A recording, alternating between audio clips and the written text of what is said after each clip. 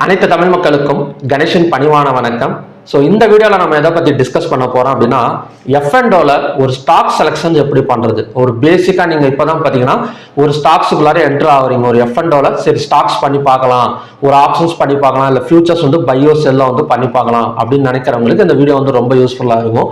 So பொதுவாக பார்த்தீங்கன்னா index and stocks compare பண்ணுறப்ப எது பெஸ்ட் அப்படின்னு கேட்டிங்கன்னா, ஸோ நான் எதை ப்ரிப்பேர் பண்ணுவேன்னா ஸ்டாக்ஸ் தான் பெஸ்ட்டுன்னு சொல்லுவேன். அதுக்கு என்ன காரணம் அப்படின்னா, அதாவது இண்டெக்ஸ்ல பாத்தீங்கன்னா ஒரு 6 டைப் ஆஃப் சார்ட் மட்டும்தான் இருக்கு. Bank Nifty, Nifty 50, fin Nifty, mid cap Nifty, Sensex, bank X. நம்ம சுற்றி ட்ரேட் பண்ணா கூட நம்ம இந்த 6 டைப் ஆஃப் சார்ட்ல தான், அதாவது இந்த ஸ்ட்ரக்சர்ல தான் பார்த்தீங்கன்னா நம்ம ட்ரேட் செலக்ட் பண்ணணும்.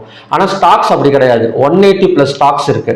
ஸோ நம்ம இண்டெக்ஸை கம்பேர் இந்த மாதிரி இண்டெக்ஸை கம்பேர் பண்றப்ப ஸ்டாக்ஸ்ல பார்த்தீங்கன்னா நிறைய ஆப்பர்ச்சுனிட்டி இருக்கும். நம்ம டைம் எடுத்து அந்த 180 ஸ்டாக்ஸும் பார்த்தீங்கன்னா அனலைஸ் பண்ணலாம்.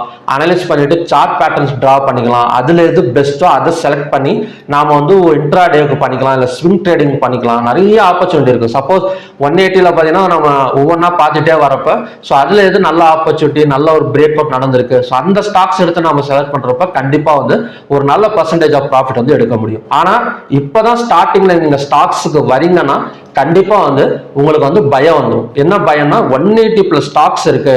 ஸோ அந்த அதுல எப்படி நான் எடுக்கிறது, அதுல எப்படி நான் ஒரு பிராக்டிஸ் பண்றது அப்படிங்கிற பயம் கண்டிப்பா இருக்கும். இதனாலேயே பாத்தீங்கன்னா நிறைய பேர் அந்த வாட்ச் லிஸ்ட்ல கூட ஒரு 180 ஸ்டாக்ஸ் ஆட் பண்ண மாட்டாங்க. அதுல ஏதாவது ஒரு 4 ஸ்டாக்ஸ் ஆட் பண்ணிட்டு அதை பார்த்துட்டு யாராவது எத்தனை ஸ்டாக்ஸ்ல எடுத்து ஆட் பண்ணி அதெல்லாம் பிராக்டிஸ் பண்ணி அதெல்லாம் நடக்கிற காரியமா சொல்லிட்டு ஸோ மறுபடியும் பேங்க் நிஃப்டிக்கே போயிடுவாங்க. ஸோ இது பாத்தீங்கன்னா ஸ்டார்டிங் ஸ்டேஜ்ல கம்மியா தான் நம்ம ஸ்டார்ட் பண்ணணும். எடுத்தவனே நம்மளால அதெல்லாம் முடியாது. கண்டிப்பா ஒரு 1 years 2 years எக்ஸ்பீரியன்ஸ் இருக்கணும். ஸோ அதுக்கப்புறம் தான் ஒரு சார்ட்டை பார்த்தாலே நமக்கு இது ஓகே அப்படிங்கிற மாதிரி ஒரு பிராக்டிஸ் இருந்தா மட்டும்தான் நம்ம அடுத்தடுத்த லெவலுக்கு போக முடியும். நான் இப்ப சொல்ல போறது பாத்தீங்கன்னா பேசிக்கா இப்போ 180 ஸ்டாக்ஸும் பாத்தீங்கன்னா எடுத்தவொடனே வச்சு பாத்தீங்கன்னா பயம் வந்துடும். யாரா இருந்தாலுமே அதுதான். ஸோ அதனால ஃபர்ஸ்ட் ஒரு பேசிக்கா ஒரு 4 ஸ்கிரிப்ட் அந்த ஸ்டாக் செலக்ஷன்ல 180 இருக்கு. அந்த 180ல ஒரு 4 ஸ்டாக்ஸ் மட்டும் எடுத்து வச்சு அதை அனலைஸ் பண்ணி ஒரு சின்ன பேப்பர் ட்ரேடிங் மாதிரி பண்ணி பாருங்க. ஒரு 2 or 3 months பேப்பர் ட்ரேடிங் பண்ணி பாருங்க. ஸோ அது ஒர்க் அவுட் ஆனிச்சுன்னா கொஞ்சம் சின்ன இன்வெஸ்ட்மெண்ட்ஸ் வச்சு நம்ம ட்ரை பண்ணி பார்க்கலாம். ஸோ அந்த மெத்தட் தான் பார்த்தீங்கன்னா ஸோ நான் இப்போ உங்களுக்கு டீச் பண்ண போறேன். எப்பவுமே பிராக்டிஸ் தான். எந்த அளவுக்கு நீங்க பிராக்டிஸ் பண்றீங்களோ, இப்போ நான் சொல்றத கரெக்டா நீங்க பிராக்டிஸ் பண்ணிக்கிட்டே டெய்லி பிராக்டிஸ் பண்ணி ஒரு பேப்பர் ட்ரேடிங் ஒரு நோட்டு போட்டு கரெக்டா எழுதி வச்சுட்டு அதோட ப்ராஃபிட் பர்சன்டேஜ் எப்படி இருக்கு எல்லாமே நீங்க வாட்ச் பண்ணா மட்டும்தான் ஸோ அடுத்த லெவலுக்கு உங்களால பிராக்டிஸ் பண்ண முடியும். ஸோ ஓகே ஃப்ரெண்ட்ஸ், வாங்க வீடியோக்குள்ளார போகலாம். இதுக்கு முன்னே நீங்க சேனல் சப்ஸ்கிரைப் பண்ணாதவங்க நீங்க சப்ஸ்கிரைப் பண்ணிக்கோங்க. மறக்காம பார்த்தீங்கன்னா ஷேரும் கமெண்ட் பண்ணுங்க. ஸோ ஃபர்ஸ்ட் கூகுள்ல போய்க்கோங்க. ஸ்டாக் செலக்ஷன்ஸுக்கு எப்படி ஸ்டாக்ஸ் ஏன்னா 180+ ஸ்டாக்ஸும் நம்ம வாட்ச் லிஸ்ட்ல ஆட் பண்ண முடியாது. அதனால ஒரு சிம்பிள் மெத்தடா ஒரு 4 ஸ்டாக்ஸ் மட்டும் எப்படி எடுக்கிறதுன்னு சொல்றேன். ஸோ கூகுள்ல போயிட்டு top losers and top gainers in NSE today அப்படின்னு கொடுங்க. மறக்காம டுடேன்னு கொடுங்க. ஸோ டுமாரோன்னு கொடுத்துறாதீங்க. அது மட்டும் இல்லாம டே ஆஃப்டர் டுமாரோ அந்த மாதிரி கொடுத்துறாதீங்க. Top losers and top gainers in NSE today. இதுக்கு என்ன அர்த்தம்னு பாத்தீங்கன்னா, இன்னைக்கு எந்த ஸ்டாக்ஸ் அதிகமா பெர்ஃபார்மன்ஸ் பண்ணிருக்கு, அதே மாதிரி எந்த ஸ்டாக்ஸ் அதிகமா ஃபால் ஆயிருக்கு அப்படிங்கறத அந்த லிஸ்ட் எடுக்க போறோம் நாம. ஸோ கிளிக் பண்ணிட்டீங்க அப்படின்னா உங்களுக்கு NSEindia.com காட்டும். ஸோ அதுக்குள்ளார போனா உங்களுக்கு இந்த மாதிரி தான் மேல காட்டும். ஒரு ஃபுல் அண்ட் ஃபுல் நிறைய ஸ்டாக்ஸ் காட்டும். இதுல ஃபர்ஸ்ட் 2 இப்ப கெய்னர்ஸ் வச்சிருக்கேன். ஸோ இந்த இடத்துல பாத்தீங்கன்னா தெரியும். நான் மார்க் பண்ணி கூட உங்களுக்கு காட்டுறேன்.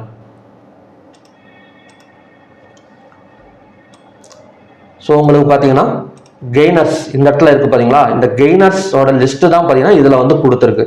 லைனா நிறைய ஸ்டாக்ஸ் கொடுத்துருப்பாங்க. நம்ம அதெல்லாம் தேவையில்லை. நமக்கு ஃபர்ஸ்ட் 2 ஸ்டாக் எது அதிகமான மூவ்மெண்ட் கொடுத்துருக்கு அப்படின்னு பார்த்தோம் அப்படின்னா BPCL, அப்புறம் பாத்தீங்கன்னா ரிலையன்ஸ்.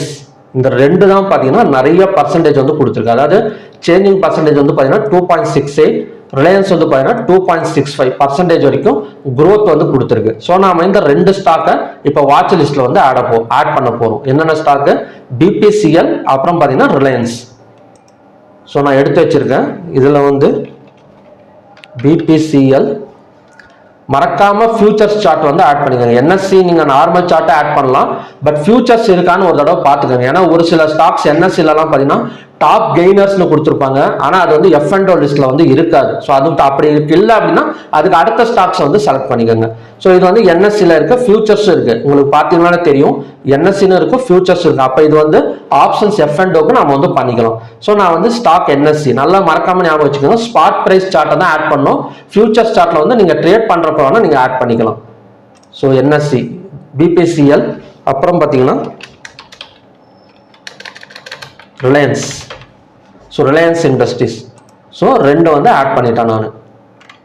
ஸோ உங்களுக்கு அந்த அடுத்த செட்டிங்ஸ் எல்லாம் நான் சொல்லித்தரேன் உங்களுக்கு. ஓகே, ஸோ நெக்ஸ்ட் என்ன பண்ண போறோம், லூசர்ஸ். ஸோ லூசர்ஸை கிளிக் பண்ணி எந்த ஸ்டாக், ரெண்டு ஸ்டாக் வந்து நிறைய ஃபால் ஆயிருக்கு அப்படின்னா இன்ஃபோசிஸ் அப்புறம் பார்த்தீங்கன்னா ஆக்சிஸ் பேங்க், இந்த ரெண்டு ஸ்டாக்கை ஆட் பண்ணிக்கலாம். இன்ஃபோசிஸ்,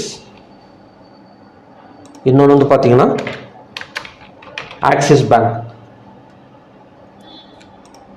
ஓகேங்களா, நாம என்ன பண்ணியிருக்கோம், இப்போ ஃபர்ஸ்ட் போறோம் கூகுளில் top gainers and top losers in NSE டுடேன்னு கொடுத்துட்டோம்.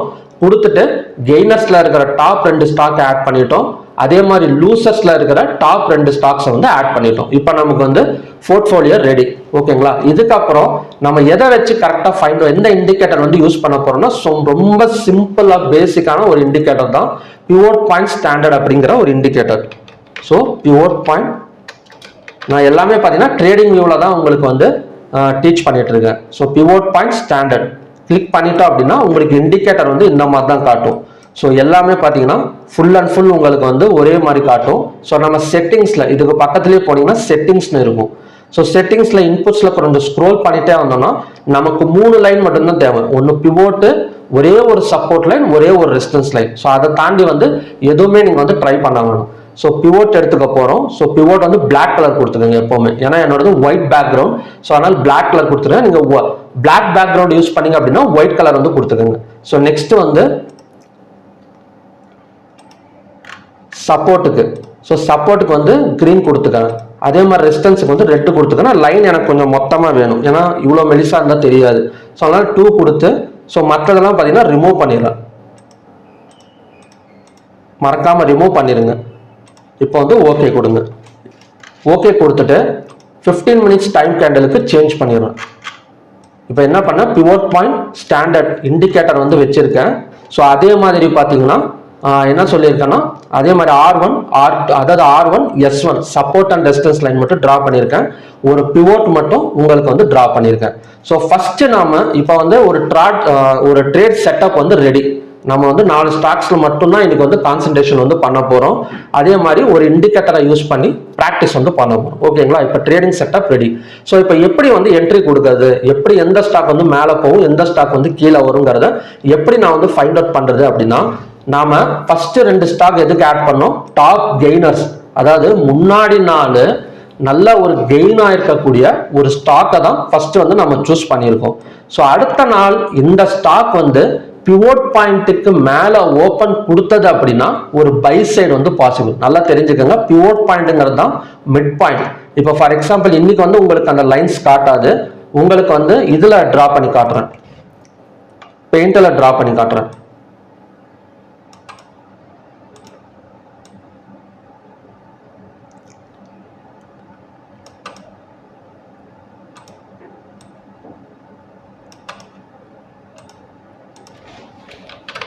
pivot point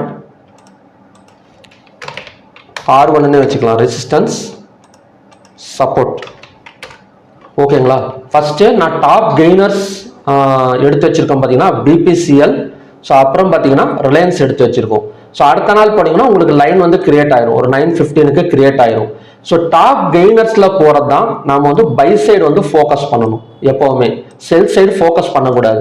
இது எப்போ பை சைடு ஃபோக்கஸ் பண்ணணும் அப்படின்னா, இந்த பிவோட்டுக்கு மேல மார்க்கெட் வந்து ஓப்பன் வச்சது அப்படின்னா, ஸோ இதை வந்து பை சைடு வந்து ஃபோக்கஸ் பண்ணிக்கலாம். இந்த டாப் கெய்னர்ஸ் எது BPCL அப்புறம் பார்த்தீங்கன்னா ரிலையன்ஸ், இந்த ரெண்டையுமே பார்த்தீங்கன்னா டாப் கெய்னர்ஸ். இதை பை சைடு ஃபோக்கஸ் பண்ணும். எப்போ ஃபோக்கஸ் பண்ணணும் அப்படின்னா இந்த பிவோட் ரேஞ்சுக்கு மேலே ஓப்பன் ஆனால் மட்டும்தான் நம்ம கால் ஆப்ஷன் என்ட்ரி கொடுக்கறதோ இல்லைன்னா ஃபியூச்சர்ஸை பை பண்ணுறதோ நம்ம வந்து பண்ணணும். இதுக்கு என்ன காரணம் அப்படின்னா ஆல்ரெடி ஒரு ஸ்டாக் வந்து ஒரு நல்ல growth கொடுக்குது அப்படின்னா ஸோ அடுத்த நாளுமே இந்த ஸ்டாக் பிவோட்டுக்கு மேலே ஓப்பன் ஆகுது அப்படின்னா ஸோ பையர்ஸ் அப்படியே இருக்காங்கன்னு அர்த்தம். நல்லா புரிஞ்சுக்கங்க நான் சொல்றத.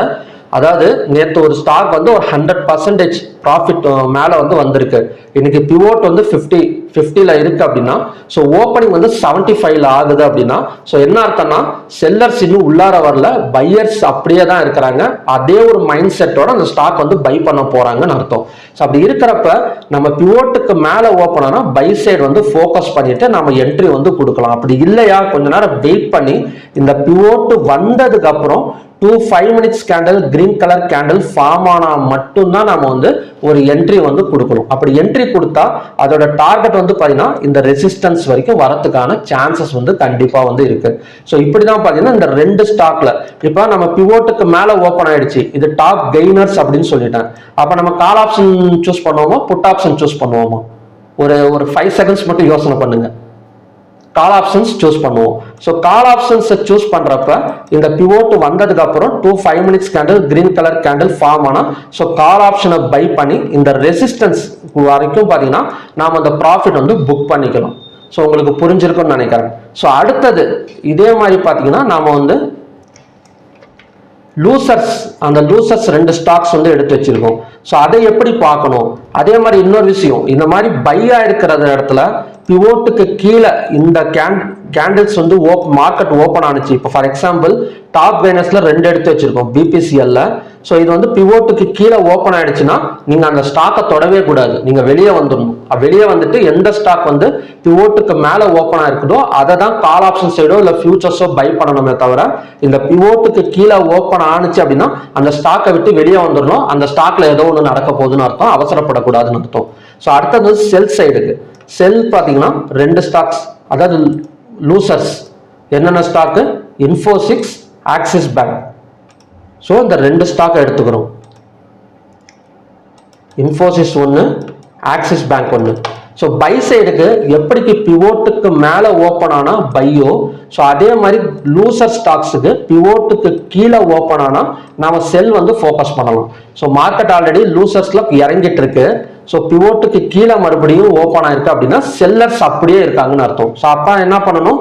ஸோ நம்ம இந்த பிவோட்டு வர வரைக்கும் வெயிட் பண்ணிட்டு 5 minutes candle red colour candle form ஆனா ஸோ நாம என்ன ஆப்ஷன் பை பண்ணுவோம்? இப்போ இறங்க போற மார்க்கெட்ல கால் ஆப்ஷனுங்களா புட் ஆப்ஷனுங்களா? ஒரு 5 seconds மட்டும் தரேன். ஓகே, நீங்க புட் ஆப்ஷன் சொல்லியிருந்தீங்கன்னா அதுதான் கரெக்ட். ஸோ புட் ஆப்ஷனை நாம வந்து பை பண்ணணும். ஸோ கெய்னர்ஸ்ல பிவோட்டுக்கு மேலே ஓப்பன் ஆகணும், லூசர்ஸ்ல பிவோட்டுக்கு கீழே ஓப்பன் ஆனா மட்டும்தான் நம்ம அந்த ஸ்டாக்ஸ்ல போயிட்டு கால் ஆப்ஷனையோ புட் ஆப்ஷனையோ சூஸ் பண்ணி நாம வந்து ட்ரேட் பண்ணணும். ஸோ இப்படி தான் பார்த்தீங்கன்னா இந்த சிம்பிள் மெத்தடை யூஸ் பண்ணி ஸோ நாம வந்து ஒரு ஸ்டாக்ஸை வந்து எப்படி ட்ரேட் பண்ணோம் அப்படிங்கிறத பார்த்துருக்கோம். ஸோ இதே மாதிரி லூசர்ஸ்ல இந்த பிவோட்டுக்கு மேலே ஓப்பன் கொடுத்துட்டான் அப்படின்னா ஸோ நாம அந்த ஸ்டாக்ஸை வந்து இக்னோர் பண்ணிடணும். ஸோ மறுபடியும் பார்த்தீங்கன்னா புரியல அப்படின்னா நீங்க இன்னொரு தடவை வீடியோ போட்டு பாருங்க. ஒரு 2-3 தடவை நீங்க வாட்ச் பண்ணிட்டே இருந்தீங்க அப்படின்னா ஸோ உங்களுக்கு தெரிஞ்சிடும். அது மட்டும் இல்லாமல் நான் சொல்றத தயவு செஞ்சு எழுதி வைங்க. ஸோ ஒரு பேப்பர்ல எழுதி வச்சு ட்ரேட் பண்ணுங்க. அப்பதான் பார்த்தீங்கன்னா நம்ம மைண்ட் செட்ல வந்து நிற்கும். ஸோ மண்டே போயிட்டு நீங்க பார்க்கறப்ப உங்களுக்கு ஒரு தெளிவான ஐடியா வந்து கிடைக்கும். நான் இதை பத்தி நான் பேசுறேன். அதாவது பார்த்தீங்கன்னா மண்டே ஒரு ஈவினிங் வீடியோல ஸோ கண்டிப்பா இந்த டாபிக்கை பத்தி கூட நான் பேசுறேன் ஒரு தடவை. இல்லை நீங்க கூட ட்ரை பண்ணி பாருங்க. ட்ரை பண்ணிட்டு ஏதாவது டவுட்னா கூட எனக்கு கமெண்ட்ஸ் பாக்ஸ்ல டைப் பண்ணுங்க. இல்லைன்னா என்னோட டெலிகிராம் சேனல் லிங்க் பார்த்தீங்கன்னா வீடியோ டிஸ்கிரிப்ஷன் கொடுத்துருக்கேன். ஸோ அதை கிளிக் பண்ணி எனக்கு மெசேஜ் பண்ணிங்கன்னா கூட நான் உங்களுக்கு வந்து எக்ஸ்பிளைன் பண்ணுறேன். ஸோ ஓகே ஃப்ரெண்ட்ஸ், ஸோ மறுபடியும் இன்னொரு கூட சொல்கிறேன். டாப் கெய்னர்ஸ் அப்படின்னா பிவோட்டுக்கு மேலே ஓப்பன் ஆனால் அந்த ஸ்டாக் வந்து செலக்ட் பண்ணிக்கலாம். ஸோ அதே மாதிரி டாப் லூசர்ஸ் அப்படின்னா பிவோட்டுக்கு கீழே ஓப்பன் ஆனால் அந்த ஸ்டாக் வந்து செலக்ட் பண்ணிட்டு நாம லூசர்ஸ் அப்படிங்கிறப்ப புட் ஆப்ஷனை பை பண்ணுவோம், கெய்னர்ஸ்ல போயிட்டு கால் ஆப்ஷனை பை பண்ணுவோம். ஆப்போசிட்டா ஓப்பனிங் கொடுத்துருச்சு அப்படின்னா ஸோ அந்த ஸ்டாக்ஸ் வந்து நாம வந்து தொடக்கூடாது. ஸோ ஓகே ஃப்ரெண்ட்ஸ், இந்த வீடியோ கண்டிப்பாக உங்களுக்கு யூஸ்ஃபுல்லாக இருக்கும்னு நினைக்கிறேன். ஸோ மறக்காமல் ப்ராக்டிஸ் பண்ணுங்க. ப்ராக்டிஸ் பண்ணுறதுக்கு மட்டும் டைம் வந்து ரொம்ப சின்ன டைம் எடுத்துக்காங்க. இன்னும் ஒரு வாரத்தில் இந்த 10 நாளில் இதெல்லாம் வேணும். ஒரு 2 மாதம் 3 மாதம் ப்ராக்டிஸ் பண்ணால் மட்டும்தான் ஸோ அதில் வந்து ஒரு ஐடியா கிடைக்கும். அடுத்தடுத்த அந்த ஐடியாவை பிடிச்சிட்டு நீங்கள் போயிட்டே இருக்கிறப்ப அந்த டெக்னிக்கல்ஸ் எல்லாம் நிறைய புரிய ஆரம்பிக்கும். அதனால் எந்த ஒரு விஷயத்தை எடுத்துக்கிட்டாலுமே ஒரு 2 months 3 months ப்ராக்டிஸ்ங்கிறது ரொம்ப முக்கியம். அதுக்கப்புறம் தான் நம்ம போயிட்டு இன்வெஸ்ட்மெண்ட் பண்ணணும். ஸோ ஓகே ஃப்ரெண்ட்ஸ், இந்த வீடியோ உங்களுக்கு பிடிச்சிருக்குன்னு நினைக்கிறேன். மறக்காம ஷேர் பண்ணுங்க, கமெண்ட் பண்ணுங்க, சப்ஸ்கிரைப் பண்ணுங்க. ஸோ இன்னொரு நல்ல வீடியோவில் வந்து நான் உங்களை வந்து மீட் பண்றேன். நன்றி, வணக்கம்.